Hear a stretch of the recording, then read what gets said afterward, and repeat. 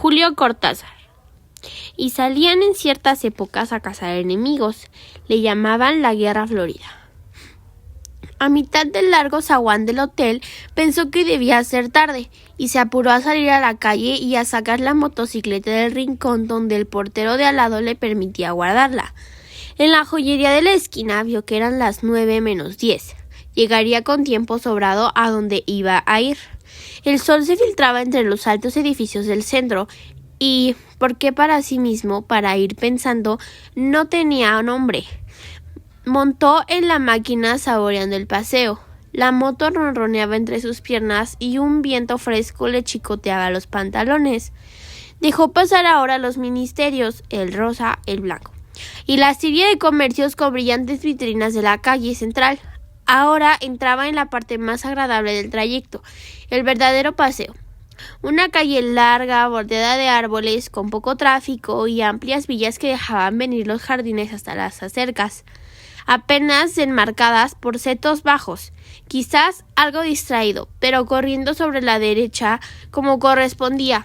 Se dejó llevar por la tersura, por la leve crispación de ese día apenas empezado. Tal vez su involuntario relajamiento le impidió prevenir el accidente, cuando vio que la mujer parada en la esquina se lanzaba a la calzada a pesar de las luces verdes. Ya era tarde para las soluciones fáciles. Frenó con el pie y la mano, desviándose a la izquierda. Oyó el grito de la mujer y junto con el choque perdió la visión. Fue como dormirse de golpe. Volvió bruscamente del desmayo.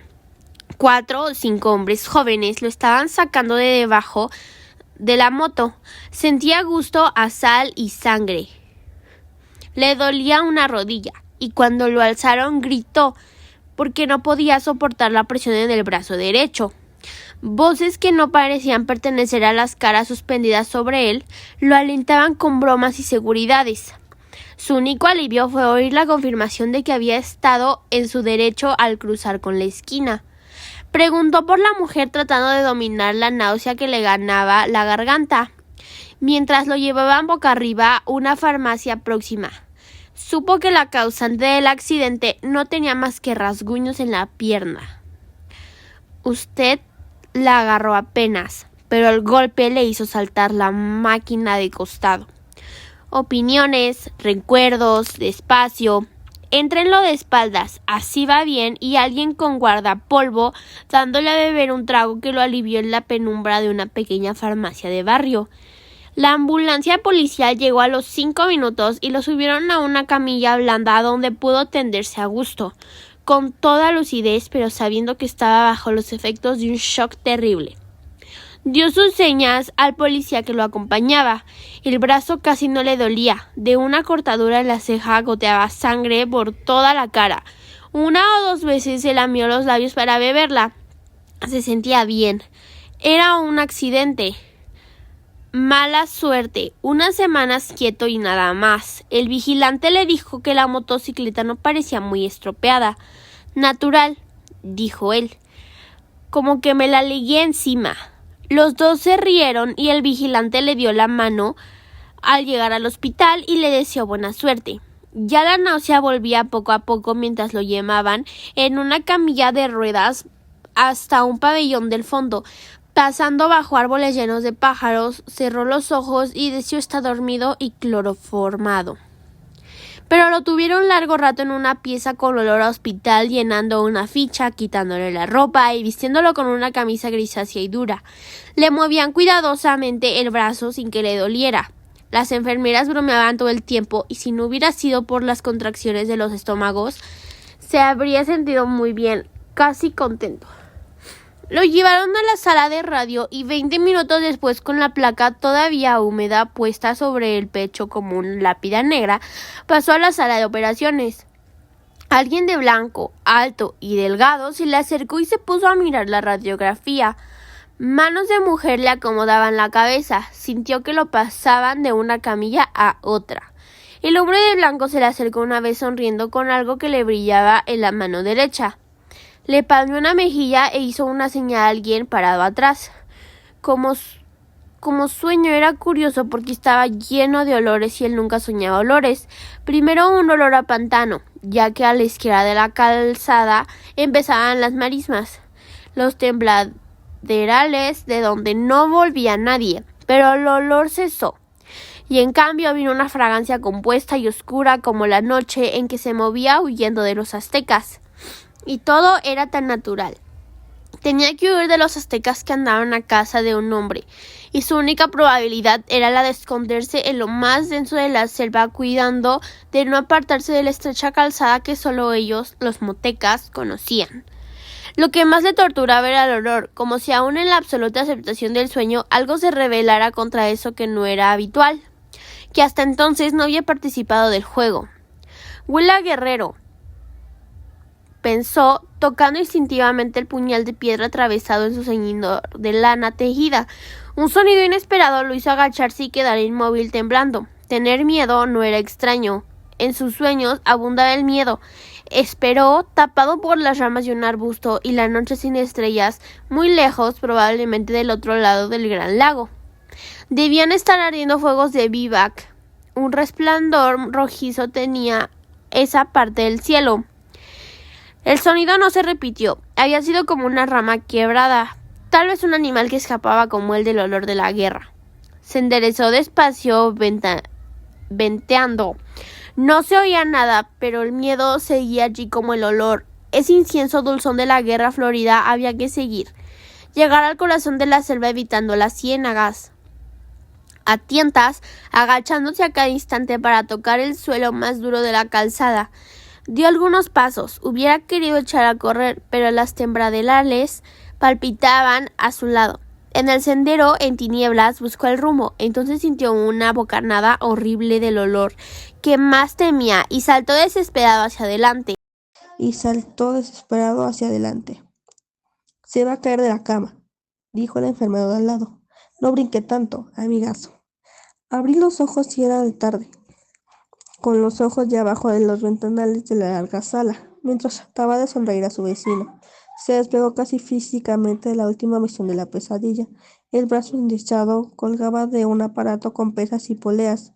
Sintió sed, como si hubiera estado corriendo kilómetros, pero no quería darle mucha agua, apenas para mojarse los labios y hacer un buche. La fiebre lo iba ganando despacio y hubiera podido dormirse otra vez, pero saborear el placer de quedarse despierto.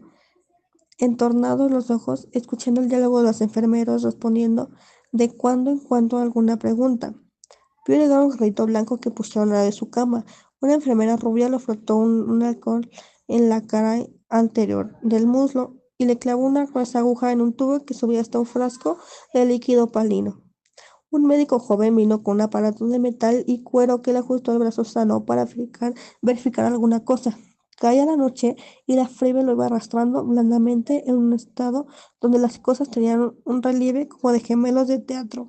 Eran reales y dulces y a la vez ligeramente repugnantes, como estar viendo una película aburrida y pensar que sin embargo en las calles es peor y quedarse.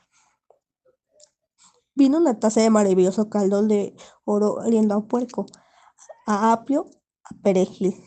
Un, un trocito de pan, más precioso que todo un banquete, se fue desmigando poco a poco. El brazo no le dolía nada y solamente en la ceja, donde lo habían saturado, chirriaba a veces una punzada caliente y rápida. Cuando los ventanales de frente variaron a manchas de azul oscuro, pensó que no le iba a ser difícil dormirse.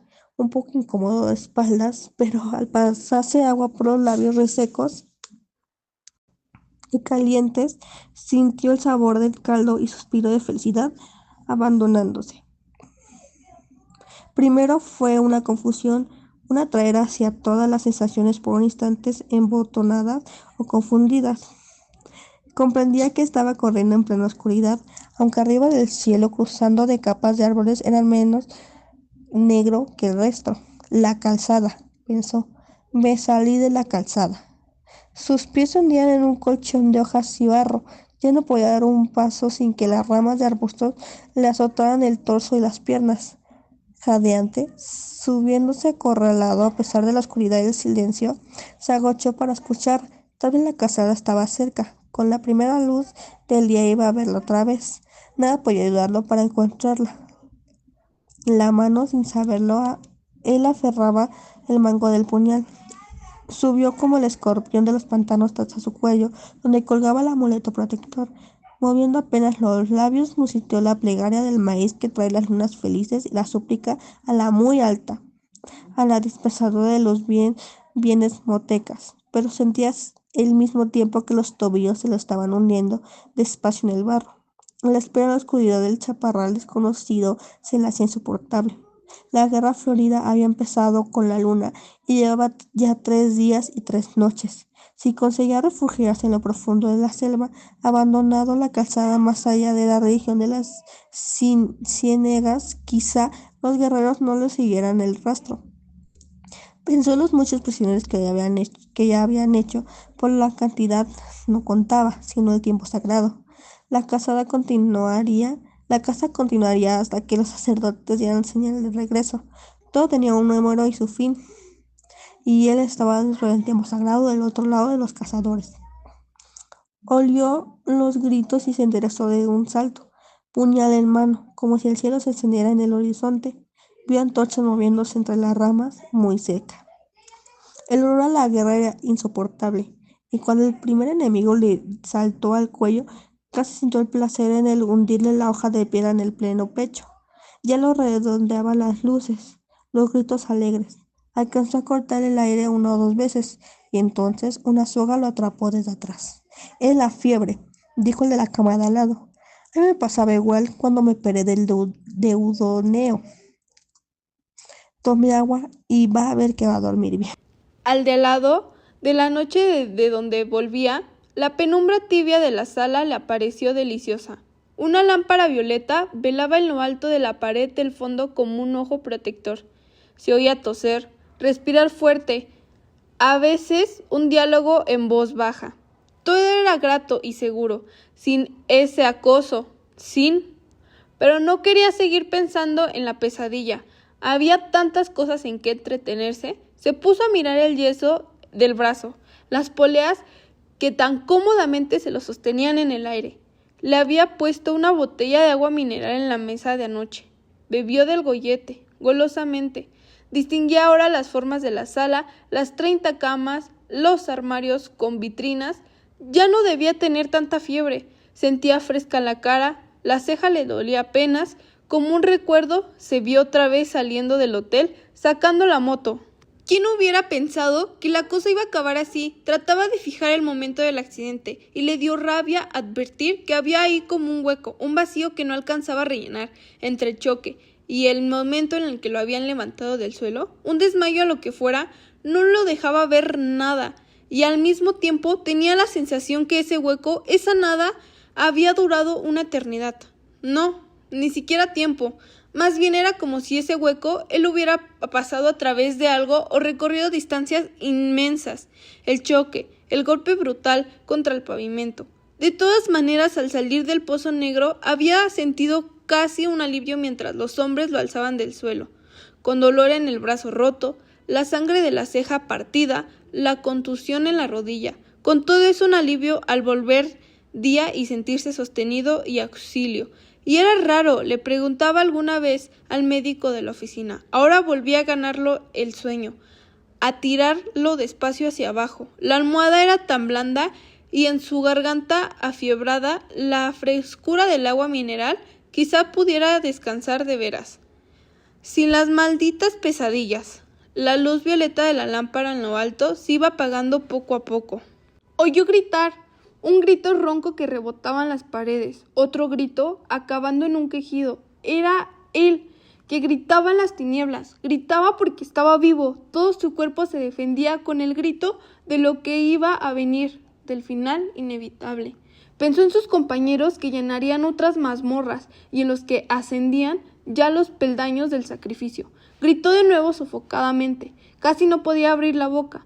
Tenía las mandíbulas agarrotadas y a la vez como si fueran de goma y se abrieran lentamente. Con un esfuerzo interminable, el chirriar de los cerrojos lo sacudió con un látigo, convulsó, retorciéndose, luchó por aferrarse de las cuerdas que se le hundían en la carne. Su brazo derecho, el más fuerte, tiraba hasta que el dolor se hizo insoportable y tuvo que ceder. Vio abrirse la doble puerta y el olor a antorchas le llegó antes que la luz. Apenas ceñidos con el taparrabo de la ceremonia, los acólitos de los sacerdotes se le acercaron mirándolo con desprecio. Las luces se reflejaban en los torsos sudados, en el pelo negro lleno de plumas. Se dieron las sogas y en su lugar lo aferraron manos calientes, duras como bronce. Se sintió alazado, siempre boca arriba, tironeando por los 4 acólitos que lo llevaban por el pasadizo. Los portadores de antorchas iban adelante, alumbrando vagamente el recorredor de las paredes mojadas y techo tan bajo que los acólitos debían agachar la cabeza. Ahora lo llevaban, era su final.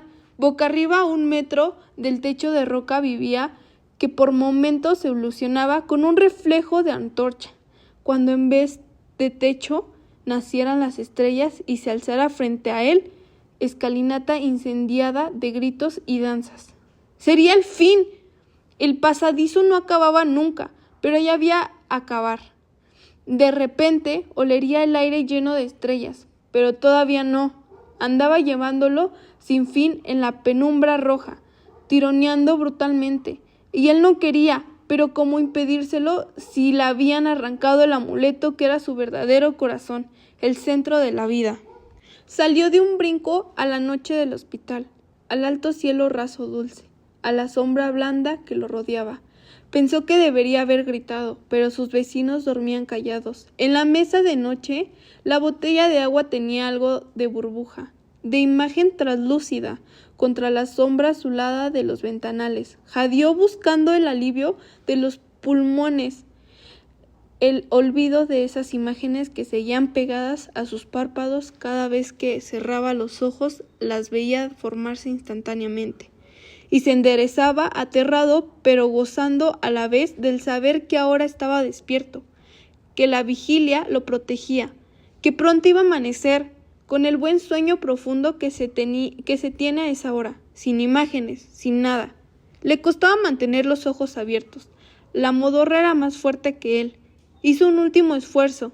Con la mano sana embozó un gesto hacia la botella de agua.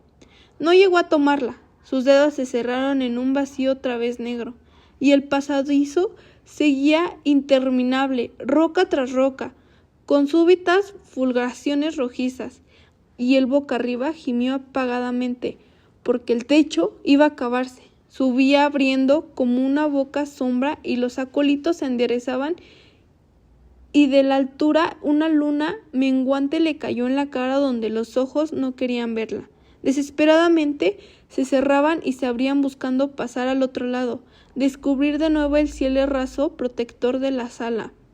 Y cada vez que se abrían era noche, y la luna mientras lo subía por las escalatinas, ahora con la cabeza colgando hacia abajo, y en lo alto estaban las hogueras, las rojas columnas, el humo perfumado, y de golpe vio la piedra roja, brillante de sangre que chorreaba, y el vaivén de los pies del sacrificio que arrastraban para tirarlo rodeado por las escalatinas del norte.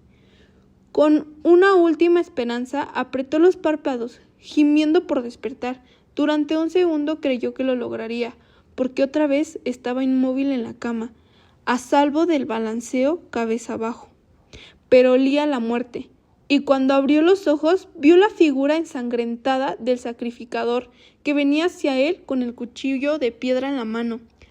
Alcanzó a cerrar otra vez los párpados, aunque ahora sabía que no iba a despertarse, que estaba despierto, que el sueño maravilloso había sido el otro, absurdo como todos los sueños, un sueño en el que había andado por extrañas avenidas de una ciudad asombrosa con luces verdes y rojas que ardían sin llama ni humo, con un enorme insecto de metal que zumbaba bajo sus piernas. En la mentira de este sueño también lo habían alzado del suelo, también alguien se lo había acercado con un cuchillo en la mano. A él tendido boca arriba con los ojos cerrados entre las hogueras. Fin.